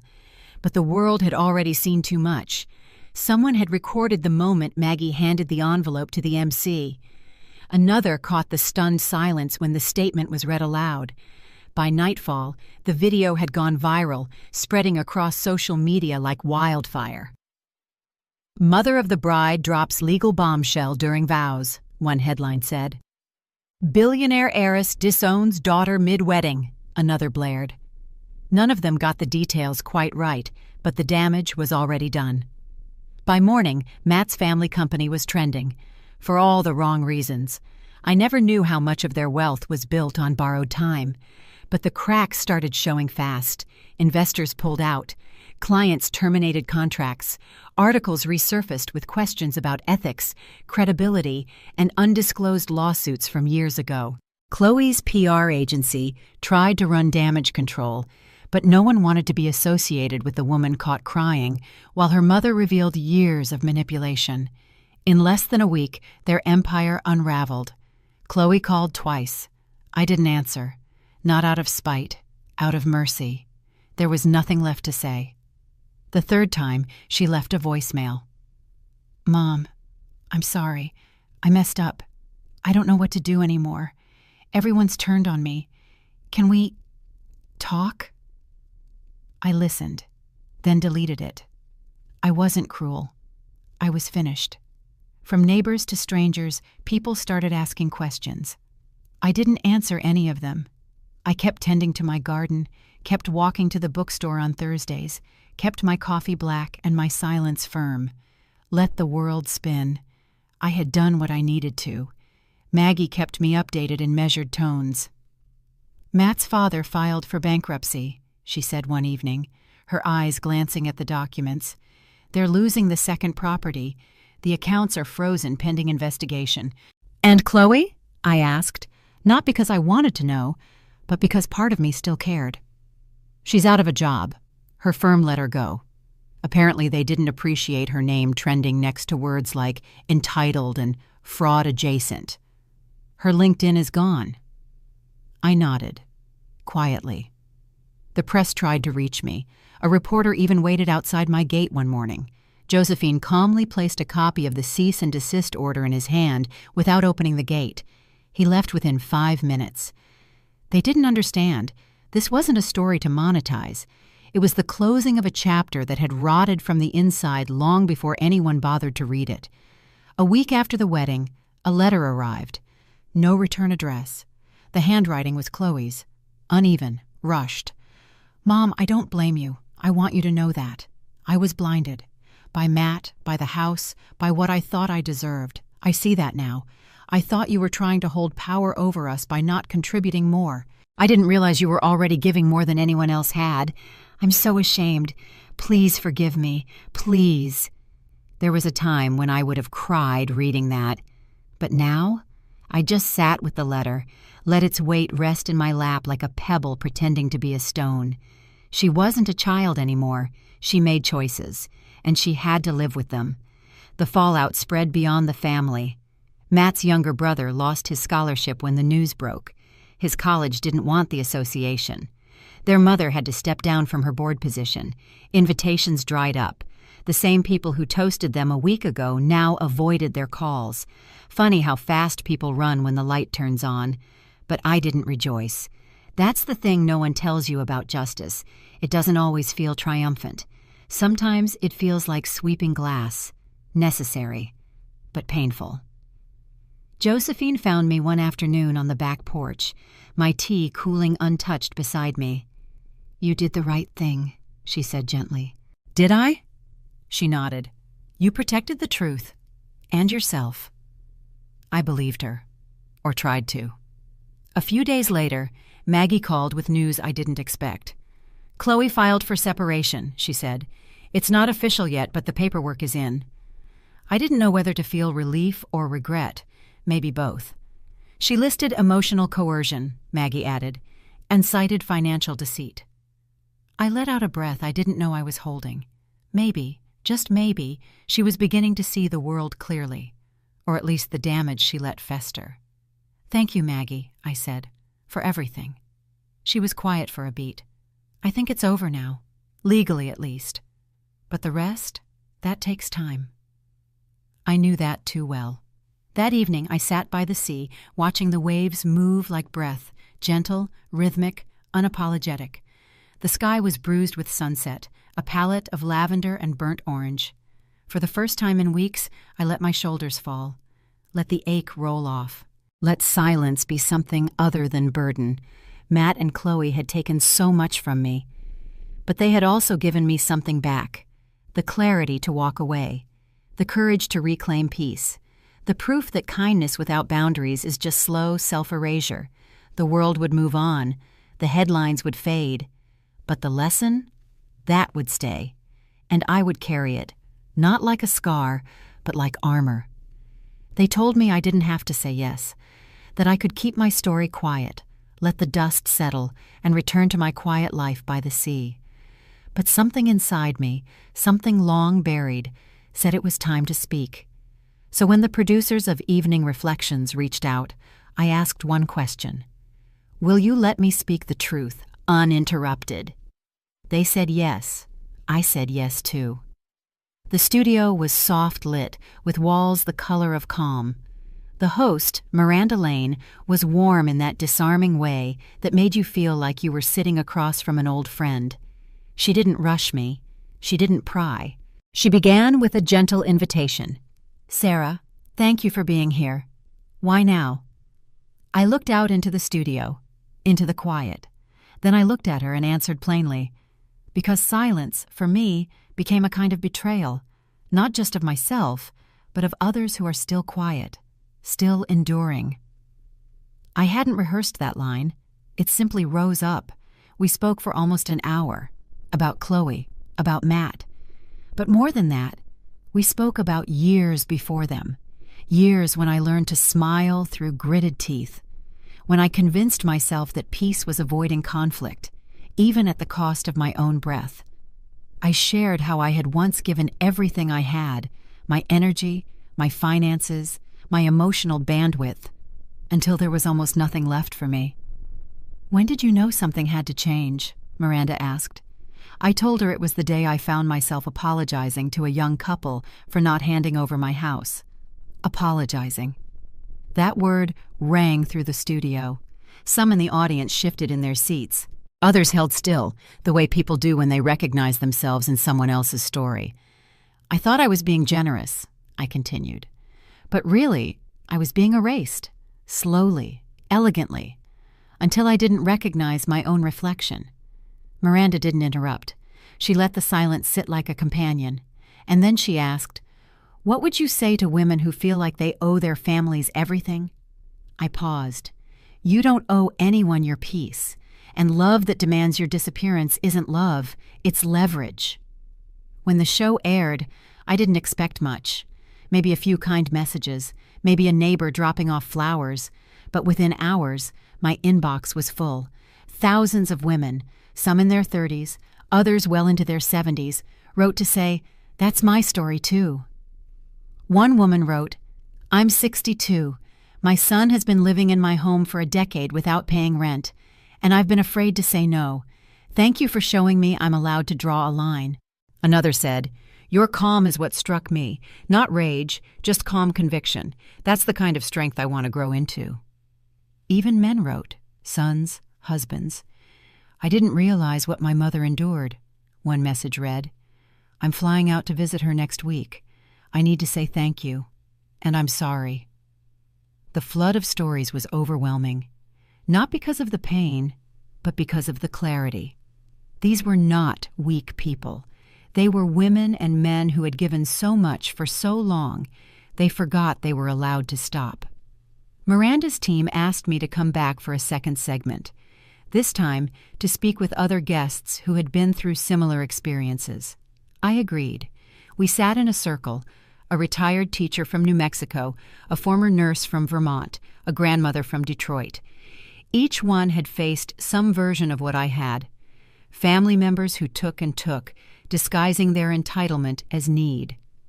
One woman said her daughter cut her off completely after she refused to co-sign a mortgage. Another said her son hadn't spoken to her since she declined to pay for his second wedding. We weren't there to vent. We were there to witness one another, to say, "I see you. You're not alone. You're not wrong for wanting peace." A movement began quietly after that. Not a protest, not a campaign, just a shared whisper that kept growing louder. Women posting clips with the hashtag #ReclaimingQuiet, letters to editors, community groups forming around the idea that self-worth doesn't expire with age, that saying no can be the most loving thing you do, for yourself and for others. One day, a letter arrived from a school in Minnesota. A high school counselor had played the interview in a class on ethics and identity. The students were asked to write reflections. She enclosed 10 of them. One 16-year-old wrote, "I think we forget our parents are people. I'm going to ask my mom about her dreams this weekend." I cried. For that one. For all the ones who might begin to see their mothers, grandmothers, aunts as whole people, not just roles. Not long after, a publisher reached out. They asked if I'd consider writing a memoir. I said I'd think about it. But whether or not that book ever comes to life, I've already written what mattered. In those interviews, in those quiet moments when I spoke without shaking, in the thousands of women who now look in the mirror and whisper, "I am still here." People ask if I regret what happened, if I'd take it back, knowing the pain it caused. My answer is simple. I regret letting it go on so long. I regret not speaking sooner. But I don't regret the silence I broke, or the light that followed. Healing isn't loud. It doesn't need to be. Sometimes it's just one sentence said clearly, in a room where someone's finally listening. And sometimes that's enough to start again. Some mornings I still wake at 6 out of habit. Not because I have anywhere to be, but because the light that spills into the villa at that hour is gentle, like a breath that hasn't yet spoken. I rise, brew tea, and sit by the window that overlooks the olive trees. They've stood here longer than I have, some older than my memory, some younger than my regrets. The house is quiet, not heavy quiet like it used to be, but alive quiet. You can hear the hum of the sea from the north, the creak of floorboards expanding in the warmth, the soft purr of Josephine's slippers as she makes her way down the hall. She doesn't ask if I want breakfast anymore. She just brings it. A soft-boiled egg, sourdough, and something sweet if she knows I've slept badly. I always have the same answer anyway. Thank you. After everything, Josephine never left. When others disappeared, some with shame, others with silence, she stayed. On the evening after the wedding unraveled, she brought me a wool blanket and sat with me in the garden. Not as an employee, not as someone filling space. Just a woman beside another woman who'd survived something brutal without raising her voice. There are days when no one visits. I no longer dread them. Solitude has stopped feeling like punishment. It feels like air returning to lungs long denied. I walk the grounds. I journal. I prune the lemon trees even though I have no idea what I'm doing. Sometimes I laugh when they grow sideways anyway, like they've made peace with being imperfect, just like I have. The villa no longer echoes with the tension of unsaid things. Matt and Chloe's laughter used to bounce off these walls, and for a time, I thought it meant love. Now, I understand it was performance, noise that covered intention. They haven't called since that day. I don't expect them to. I don't expect anything from anyone anymore. And in that, oddly, lies the freedom. Maggie visits every other Sunday. She brings case files and tarts, updates me on the legal clinic she's funding now. She reads me passages from her favorite books, even though I've read them before. We sit without needing to fill every silence. I look at her and see 1,000 things at once. The girl she was, the lawyer she's become, and the future she's still building. All because someone once believed she was worth more than her past. Sometimes, when the light hits just right, I take out the old box, filled with yellowed photos, notes in my husband's handwriting, scraps of articles from when we launched the tech firm. I don't cry over them anymore. I nod, remembering. That was one version of me, and now I get to live another. There's no agenda now, no pressure to smile for guests, to host dinners I didn't enjoy, to be the soft landing for people who only came around to ask for something. I used to think boundaries meant loneliness, but I've never been more held in clarity, in simplicity, in the quiet company of my own truth. The neighbors wave when they pass. The mailman always asks if Josephine's coffee is as strong as last week. The town knows. They've seen the headlines, the interview, the stories swirling around a wedding that turned into something else entirely. But here, in this small pocket of the world, they just let me be. And that's all I ever wanted. In the evenings, Josephine and I sometimes play cards. She always wins.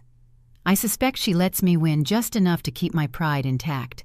Once, she looked up from her hand and said, "You breathe different now." I smiled, because I finally exhaled. The house isn't silent anymore.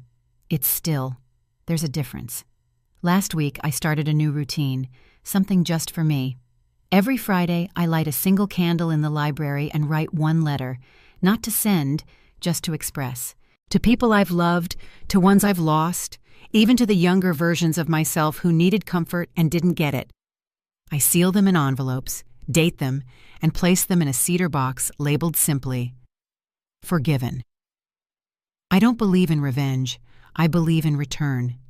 Returning to yourself, returning to the truth, returning what was taken, not by force, but by grace.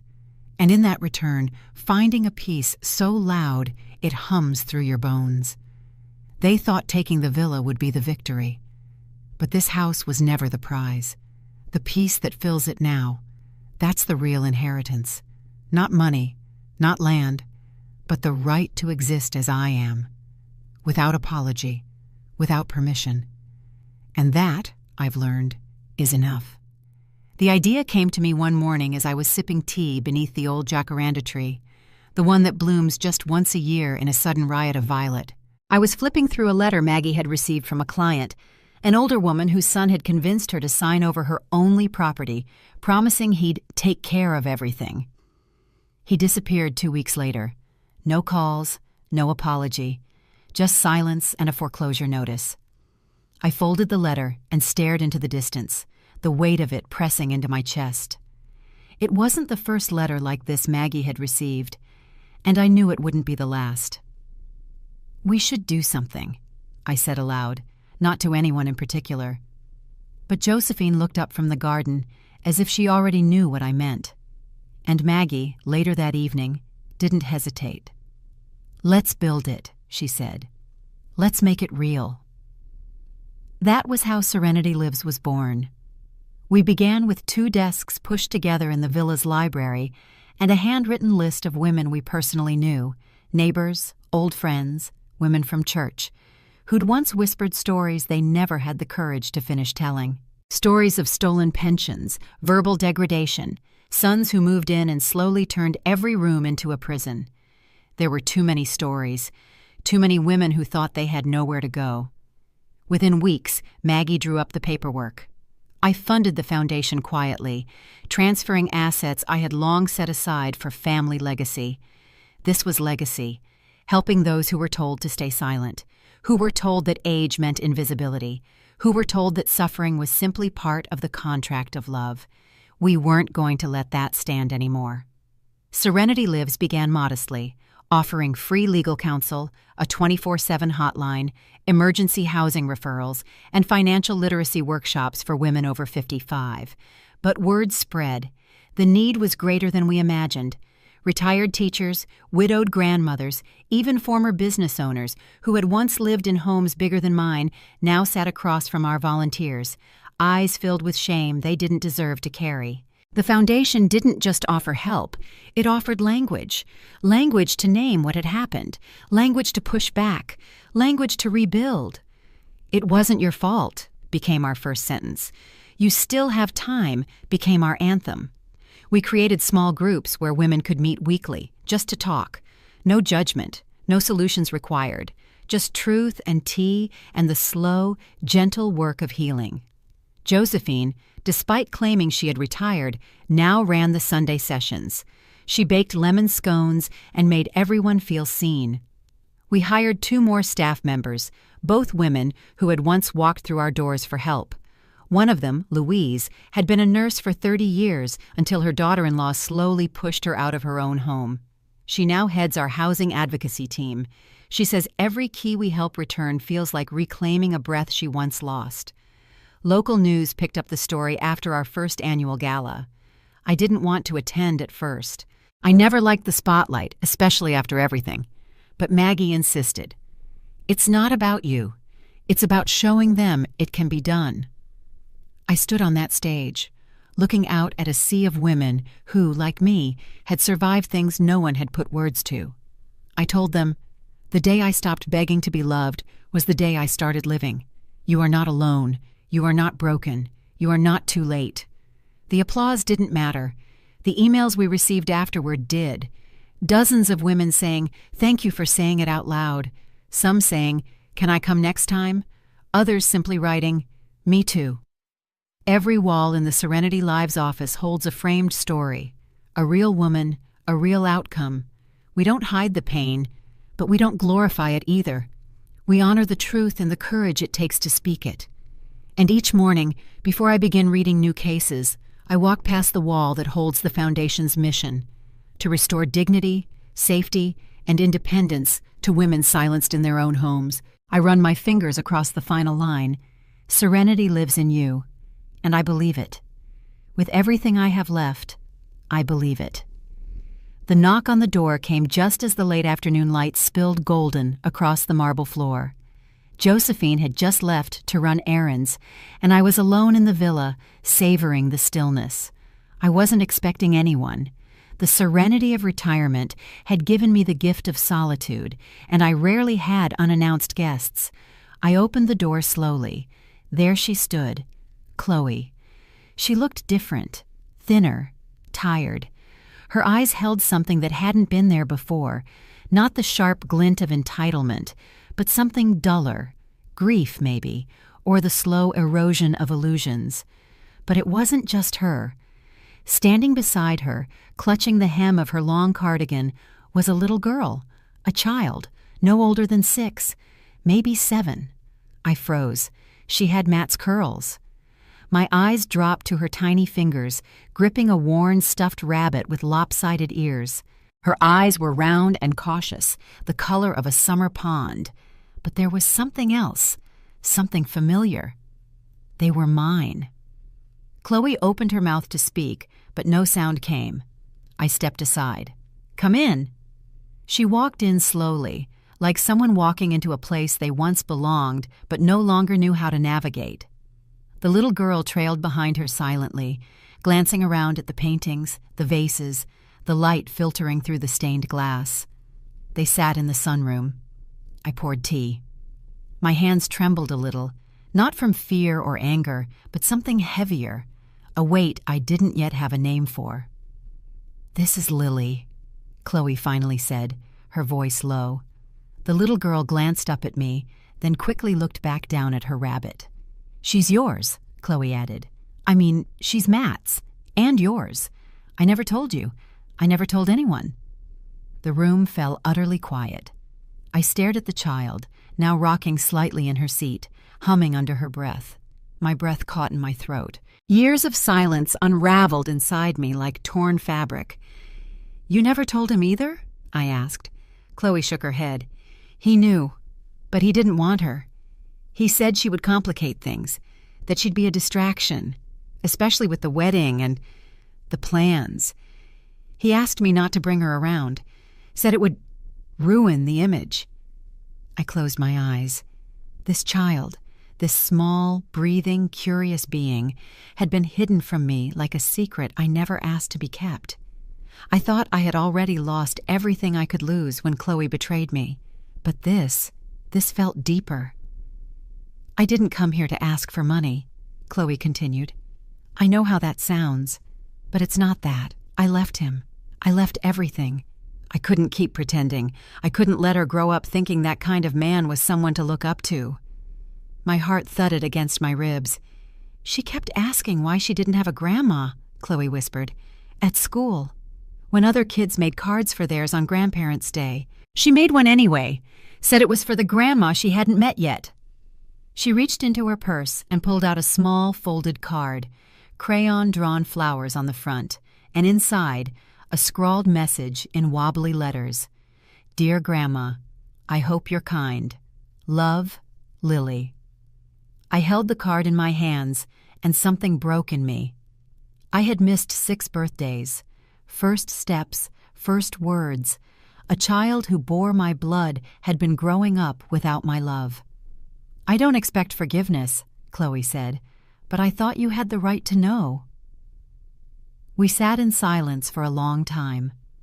Lily had wandered toward the piano and was pressing a few soft keys, the notes echoing gently through the room. "I used to play with Matt," I said absently. "I know," Chloe replied. "She found the videos. She watches them sometimes. That's how she recognized you when I showed her a photo." My eyes welled with tears I didn't try to stop. Lily came over and stood beside me. I looked down at her. She didn't speak, just reached out and touched the corner of my sweater. "Would you like to see the garden?" I asked softly. She nodded. I led her outside, Chloe trailing behind. Lily ran ahead down the gravel path, her giggles spilling out as butterflies rose from the bushes. She twirled beneath the jacaranda tree, the same one I had sat under when Serenity Lives was born. Chloe stood beside me, arms crossed. "I don't know if you can ever trust me again," she said. "I don't," I said evenly. "But this isn't about you.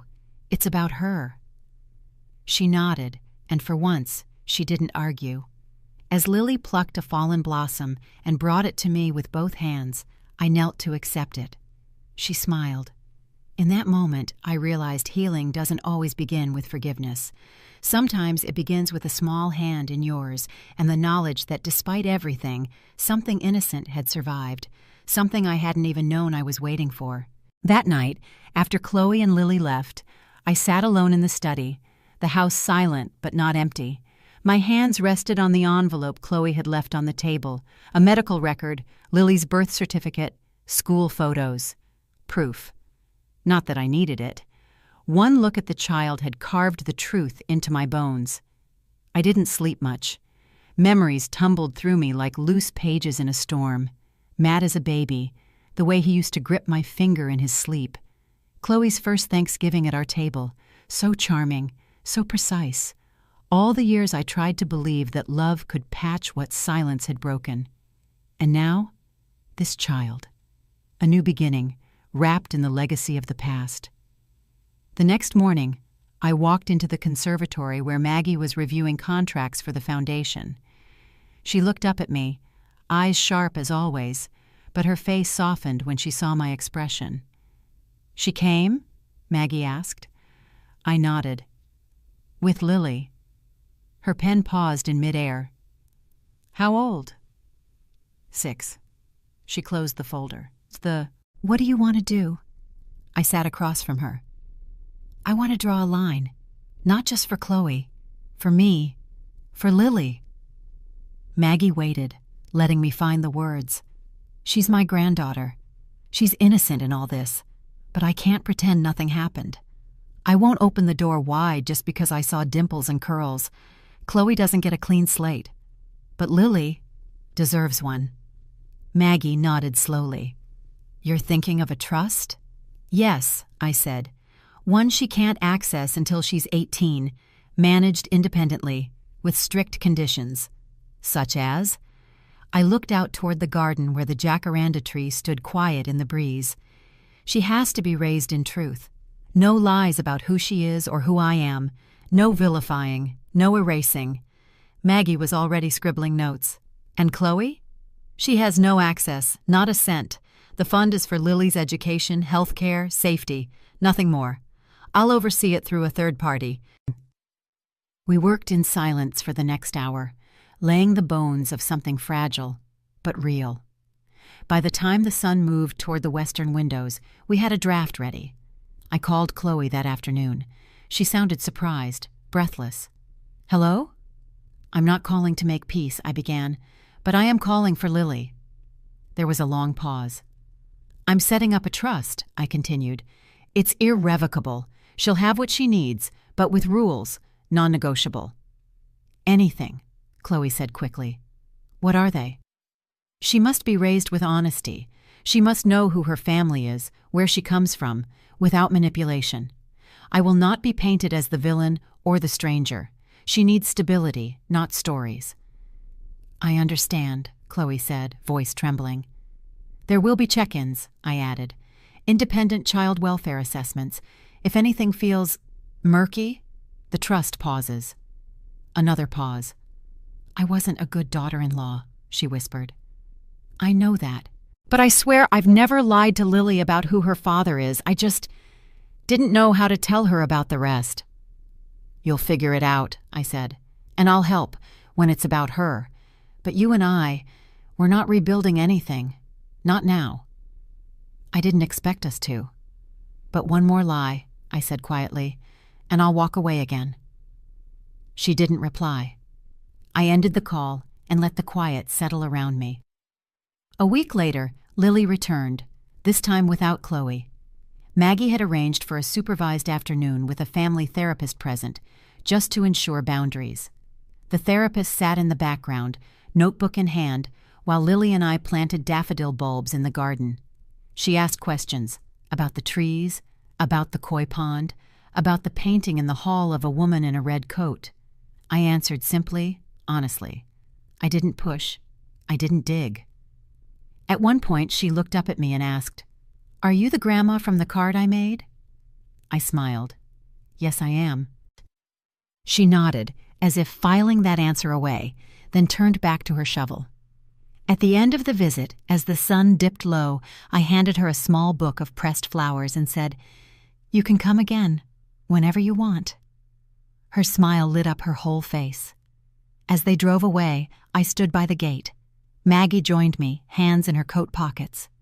"You're doing the right thing," she said. "I'm doing the hard thing," I replied.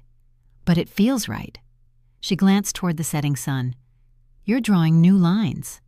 "No," I said. "I'm redrawing the old ones, the ones they thought they could erase." That night, I added one final note to the trust paperwork. This fund exists to honor the truth, protect innocence, and remind us that healing is not erasure, it is remembrance with boundaries. And that was enough. The villa was quiet again. No loud heels clicking across the marble, no echoes of slammed doors or raised voices. The rooms breathed a stillness I hadn't known in years, as if the walls themselves were grateful for peace. I walked slowly through the sunlit hallways, my fingers brushing the carved wooden railings, the velvet drapes now pulled wide open. Light poured in where shadows used to settle. Josephine had been busy transforming the guest wing. It no longer resembled a space of indulgence or vanity. Instead, soft linens, warm lamps, and baskets of fresh toiletries now greeted anyone who stepped inside. There were books by every bedside, fresh flowers in repurposed teacups. Every detail whispered, "You are welcome." We called it the Garden Wing, a quiet name for a quiet promise. It had taken months to design the program. Maggie and I worked with social workers, mental health counselors, and a small team of retired teachers and volunteers. The goal was simple: to offer a place for women like me, older, discarded, misunderstood, to rest, regroup, and begin again. No long-term requirements. No explanations needed, just a room, a door that locked from the inside, and someone nearby who cared. The first woman to arrive was named Dolores. 71, she had been evicted from her son's house after his new wife complained she was too opinionated. She came with one small suitcase and a crocheted shawl folded tightly around her shoulders. When I welcomed her at the gate, she didn't say much. But when I handed her the key and told her, "You don't owe us anything," her chin trembled. She clutched my hand for longer than expected. Each week, more came. A retired nurse whose grandchildren had blocked her number. A quiet widow pushed out after her late husband's estate was mismanaged by his nephews. A piano teacher whose daughter refused to let her attend her own granddaughter's recital. Their stories were different, but the ache in their eyes was the same. Not just loss, but invisibility.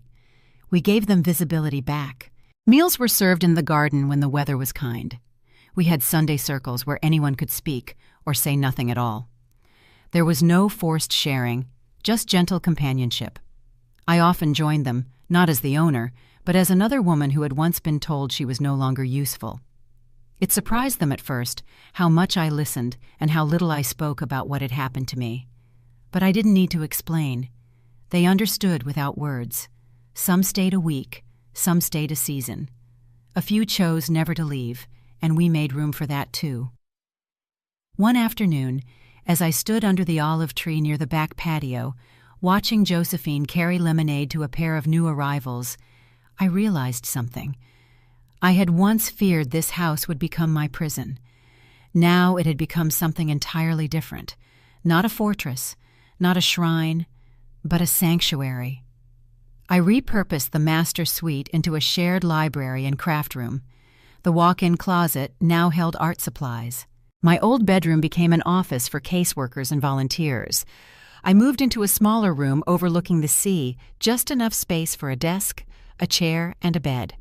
It felt right. We hung no plaques, no signs on the gate. This wasn't a charity. It was a home. Sometimes late at night, I would hear laughter echo down the hallways, soft music drifting through an open door, and I would close my eyes and smile, knowing that the silence I once feared was no longer emptiness. It was peace. The villa hadn't been reclaimed in a legal sense. I had always owned it. But reclaiming it emotionally, spiritually, that took longer. It took grief. It took betrayal. It took walking through fire and still choosing softness.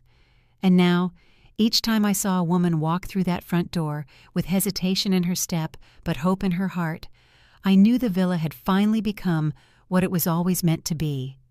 A place where no woman is asked to shrink herself just to be allowed to stay. The letter arrived on a Tuesday morning, tucked between the latest foundation donation summaries and a basket of hand-embroidered bookmarks sent by one of the residents. I didn't recognize the handwriting at first, elegant, steady, but something about the pale blue envelope felt deeply personal. I brought it to the kitchen, made myself a cup of Earl Grey, and sat by the window overlooking the olive tree, sunlight pouring over the terracotta tiles like honey. I opened it slowly. "Dear Sarah," it began, "I've spent days trying to find the right words. I rewrote this 3 times and even consulted a poetry book at one point, but nothing seemed to match the simplicity of what I really want to say. Thank you. Thank you for saving me. Twice. First, when I was a girl, hiding bruises beneath long sleeves and silence. You saw me, even when I didn't know I needed to be seen. You didn't ask questions. You didn't demand explanations. You simply gave me a number to call, a sandwich wrapped in wax paper, and a place to stay where I could sleep through the night without flinching. That quiet act of kindness changed everything." I paused. The memory was still vivid. Maggie, no older than 12, had wandered into the school lounge after hours, eyes hollow, knuckles red. Her mother had passed years before, and her father's new wife had rules that changed by the hour. That day, I hadn't done much, just what I could. But apparently, it had been enough. The letter continued. "The second time you saved me, you didn't even know you were doing it. You gave me a story to believe in when mine was buried in shame. Watching you reclaim your name, your voice, your place in the world, not with vengeance but with grace and precision, has been the greatest education of my life. I've won legal awards, I've stood in courtrooms with thunder in my chest, but nothing compares to the dignity you held while standing in silence as others tried to erase you. You've taught me that strength is not the loudest voice in the room. Sometimes it's the one who chooses to speak last, when all eyes have turned away, and still speaks truth. You are not just my mentor. You are not just the woman who once offered me a spare key and an escape plan. You are not just the person who believed in my scholarship application when everyone else thought I wasn't ready. You are the definition of boundaries set with compassion, of wisdom earned, not inherited, of kindness that doesn't coddle but liberates. You are, in every sense, my mother. Not the kind I was born with, but the kind I was lucky enough to find." My hands trembled as I read that line again. I hadn't cried in a while, not the kind of tears that come from quiet joy. But there they were, soft, unexpected. She went on. "I remember once you told me that love isn't proven by how tightly we hold on, but by what we're willing to release. You've released a lot, Sarah. Grief, betrayal, the illusion of control. And what you've created in that space, this foundation, this home, this community, is nothing short of sacred. You once feared you'd die alone, but look around now. Every life you've touched ripples outward like circles in still water. You may not wear the title, but to so many women, you are a matriarch of hope. I hope you frame this letter, not for vanity, but so that on the quiet mornings when the wind is soft and no one needs you urgently, you can remember what you've built from brokenness and how deeply, unshakably, you are loved. With all my heart, Maggie." I sat there for a long while after finishing the last word, the paper still warm from my hands. Outside, the olive branches swayed in rhythm with the breeze. Somewhere in the distance, one of the women laughed. A short burst, followed by silence, and then laughter again. I folded the letter and placed it inside my journal. Later, I would reread it and maybe cry again. But for now, I simply poured another cup of tea and looked out the window. I didn't need to say anything, because I already had everything I needed.